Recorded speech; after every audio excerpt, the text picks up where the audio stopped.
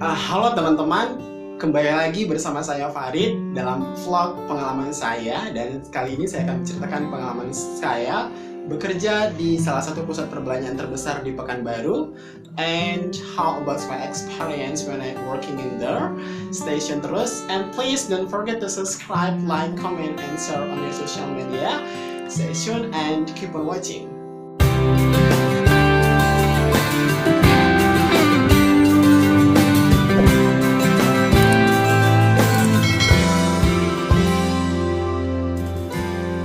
Well, pada tahun 2019, tepatnya pada bulan Mei, teman-teman, saya apply job di salah satu outsourcing company. Waktu itu masih di bulan Ramadan pada saat itu, dan kebetulan pada saat itu juga saya baru pulang belajar bahasa Inggris dari kampung Inggris pada Kediri, Jawa Timur.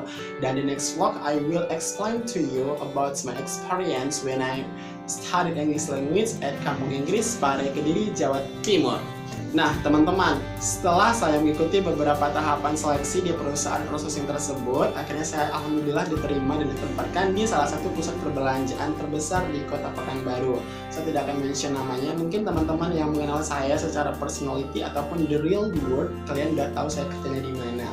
Nah, pada saat itu jujur ya teman-teman, saya sebenarnya sedikit menolak. Dalam artian itu saya pengen banget kerja itu seperti background saya sebelumnya, not really perbankan, tetapi jamnya itu seperti di biasa-biasa saja gitu. Contohnya kita weekend libur, but ya you know teman-teman, bekerja di pusat perbelanjaan itu kan nggak mungkin harus libur di hari weekend ataupun tanggal merah dan libur nasional. Tetapi saya inginnya seperti itu pada saat itu. Dan teman-teman, keluarga saya selalu support saya pada saat itu, dan why not I will to try working there, dan I will take this opportunity to me exactly pada saat itu ya teman-teman. I will willingly. Okay, blank.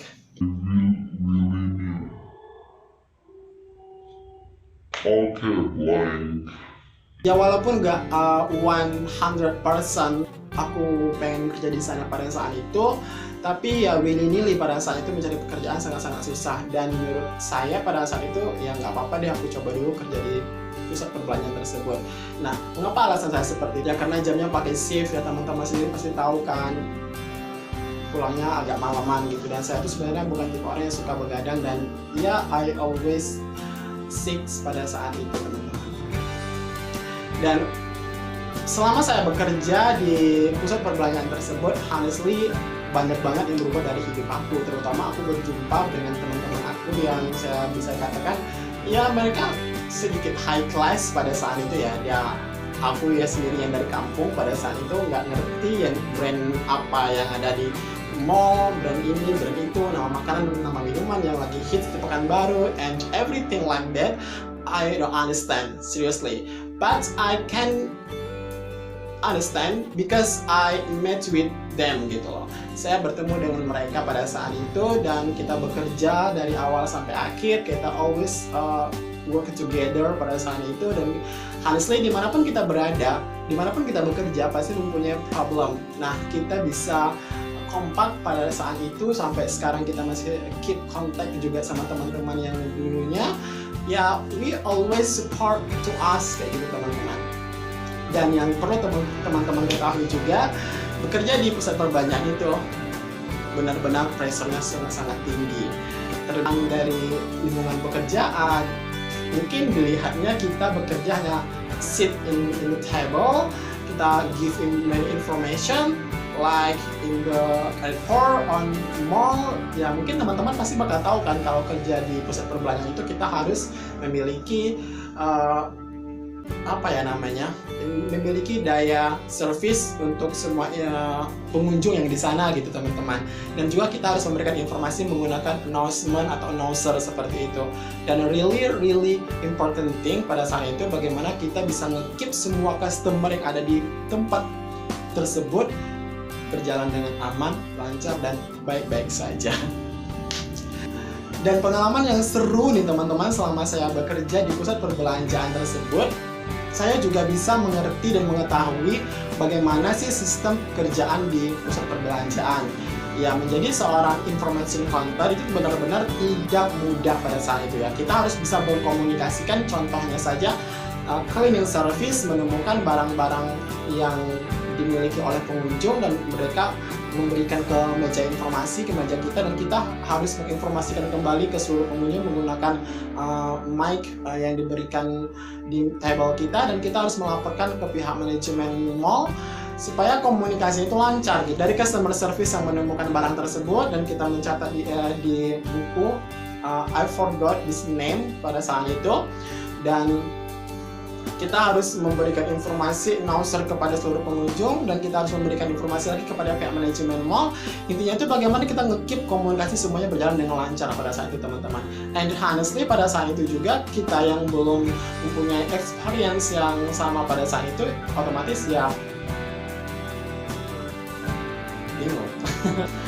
Saya memang tipe orangnya itu sepertinya itu kagetan. Saya memang tipe orang yang kagetan. Nah, teman-teman, pada saat bermula saya bekerja di sana itu, saya mendapati customer saya yang komplain kepada saya, dia terkena hipnotis. Well, pada saat itu rame banget, posisi mallnya lagi rame-ramenya karena saya lupa sih kondisinya seperti apa, kalau nggak salah itu weekend, jadi rame. Jadi kita harus sensitif gitu, kita harus sensitif kepada seluruh pengunjung kita, dan ada yang kena hipnotis. Nah, pada saat kena hipnotis itu kita pada saat itu melakukan komunikasi dengan pihak manajemen mall pada saat itu teman-teman. Nah teman-teman, dan yang pengen saya ceritakan ke teman-teman semua yaitu adalah ketika saya bekerja di pusat perbelanjaan tersebut, saya pernah mendapatkan salah satu perlakuan yang kurang enak dari pengunjung mall tersebut. Apa itu? Oke, saya akan menceritakan ke teman-teman semua. Pada saat itu saya lagi mau sholat isya. Pada saat itu saya lagi shift sore sampai malam, sampai mau tutup jam 10. Nah, jadi pada saat itu saya pergi sholat isya ke musola lantai atas pada saat itu teman-teman, dan itu ya seperti biasanya gitu loh. Saya nggak ada rasa ketakutan, nggak ada rasa apapun, karena saya udah biasa untuk sholat di musola mall tersebut gitu. Nah, pada saat itu saya pergi sholat, dan waktu itu sepi banget karena udah isya, kan sepi itu, orang udah nggak ada lagi di musola tersebut. Dan akhirnya teman-teman, ada seorang bapak gitu, ada sejenis om-om yang tiba-tiba tuh liatin saya teman-teman dari ujung kaki sampai ujung kepala, like this. Itu kejadiannya waktu aku mau masuk ke lorong musola, and I feel so very very scary pada saat itu. Saya benar-benar ketakutan. Wah, kok dia lihat aku kayak gitu banget ya, dek kayak gitu kan teman-teman. But I want to take a pray gitu kan. Saya ingin sholat. Jadi udah saat itu saya udah ambil wudhu, saya sholat di musola sendirian. Dan yang anehnya lagi teman-teman, dia nungguin saya selesai sholat isya. Dan itu membuat saya gemeteran. Karena pada saat itu saya langsung ke toilet, karena saya langsung pipis. Saya benar-benar rasa ingin buang air kecil pada saat itu teman-teman. Dan dia ngikutin saya sampai ke toilet.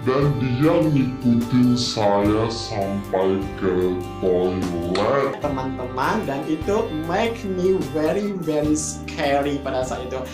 Dan saya masuk ke dalam bilik toilet tersebut, saya buang air kecil.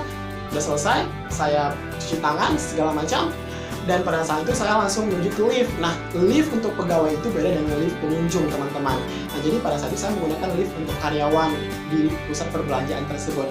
And honestly teman-teman, lift itu masih berjalan dari atas ke bawah, dan dia tiba-tiba buka pintu pada saat itu, dan itu liftnya masih berjalan, dan dia bilang kayak gini, "Mas, ini tangganya bisa sampai ke bawah ya?" I'm nervous, dan saya bilang, "Iya Pak, ini bisa sampai ke bawah, sampai ke B1 parkiran." "Iya bisa Pak." "Kenapa Pak?" Saya bilang seperti itu. Dan dia hanya bilang, "Oh nggak apa-apa." Dengan mata dia yang seperti ini. Oh my god. Ini lift belum kebuka loh teman-teman, dan saya pada saat itu gemetaran banget, takut nggak tahu ngapain, karena dia tuh dari awal saya masuk ke lorong musola itu, dia tuh udah liatin saya, terus dia nungguin saya selesai sholat, dan saya juga diikutin ke toilet, terus dia juga nungguin saya sampai ke lift, dan untungnya dia nggak masuk lift bareng sama saya teman-teman pada saat itu. Jadi udah liftnya tutup buka, saya masuk, saya tutup. Honestly teman-teman, saya tuh gemeteran kayak gini. Oh my god. ini kerjaan saya kok harus bertemu dengan orang-orang yang yang pengganggu yang seperti itu gitu teman-teman. Dan yang membuat saya sedikit scary itu ya itu, saya takut dia apa-apain kayak gitu sama dia. Saya ceritain sama teman saya, dan teman saya pun benar-benar hanya bisa tertawa doang. Ya karena kita nggak bisa bantu pada saat itu teman-teman. Nah teman-teman, saya juga memiliki cerita pengalaman menurut saya itu juga sangat mengerikan. Saya pernah terkurung di lift 2 kali. Nah, pada saat itu saya lagi turun mau absen mau pulang menggunakan lift pada saat itu. Dan itu saya terkurung hampir sekitar 5 minutes. 5 minutes saya di lift itu nggak tahu ngapain, dan saya panik dong teman-teman. Saya mau keluar, saya takut roboh dan segala macam. Dan pada saat itu alhamdulillah lift itu bisa terbuka. Dan itu yang pertama kali ketika saya terkurung di lift. Dan yang kedua, and the second time aku terkurung di lift itu yaitu teman-teman pada saat itu saya lagi shift malam, dan itu handphone saya cas di meja informasi.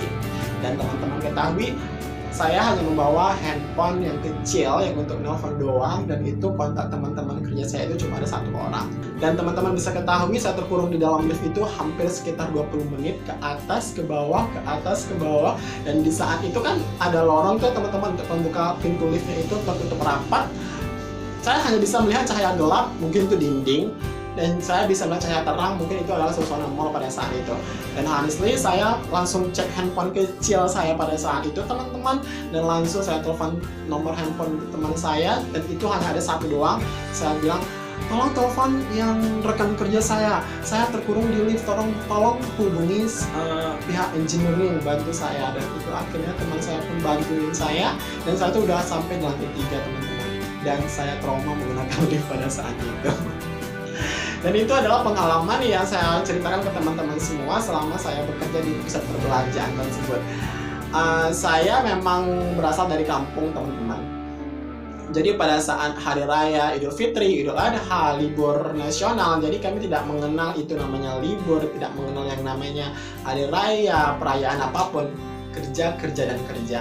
Dan menjadi sebagai central of brooding itu benar-benar sangat menyita tenaga, pikiran, dan emosi sebenarnya. Tetapi kita yang namanya kerja ya teman-teman, kerja pasti memiliki yang namanya pressure ataupun tekanan, kita memiliki problem dalam pekerjaan, itu pasti dimanapun kita berada teman-teman. Jadi apapun masalah yang kita dapatkan di tempat kerja, jadikan itu sebagai motivasi, pembelajaran, dan experience kita untuk the next step bekerja di selanjutnya teman-teman. Dan pada saat itu saya bekerja dari bulan Mei sampai Maret 2020 dengan kondisi fisik saya yang saya bisa katakan termasuk lemah dari teman-teman saya yang sebelumnya, yaitu saya sering sakit-sakitan setiap bulannya karena ya perbedaan iklim, perbedaan shift.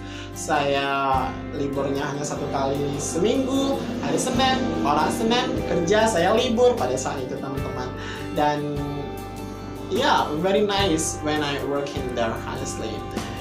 Dan akhirnya saya memutuskan untuk resign pada Maret 2020 karena saya ingin melanjutkan studi S2, tetapi saya gagal, dan itu membuat saya benar-benar sedih. Dan langsung corona datang menyerang negara Republik Indonesia, dan sampai sekarang saya di rumah saja. Dari April sampai saya membuat video ini. Jadi pesan yang ingin saya sampaikan kepada teman-teman semua yaitu adalah apapun pekerjaan cintai, apapun profesi sayangi, karena apapun yang kalian miliki pada saat ini itulah yang akan kalian miliki. Tetapi kita harus bisa memberikan kenyamanan kepada diri kita juga teman-teman. Nyamanlah sesuai dengan passion kalian, berikan yang terbaik untuk diri kalian dan orang lain di sekitar kalian, karena bagaimanapun hidup adalah kebahagiaan. Oke teman-teman, cukup sekian pengalaman yang akan saya bagikan ke teman-teman semua tentang pengalaman saya bekerja di salah satu pusat perbelanjaan terbesar di Kota Pekanbaru. Semoga ini memberikan motivasi dan juga memberikan ilmu dan pengetahuan ke teman-teman semua yang nonton vlog saya. Semoga bermanfaat. Dan please jangan lupa tekan tombol subscribe-nya, tekan tombol lonceng notifikasinya teman-teman, supaya kalian tidak ketinggalan untuk my next vlog. Cukup sekian teman-teman, and see you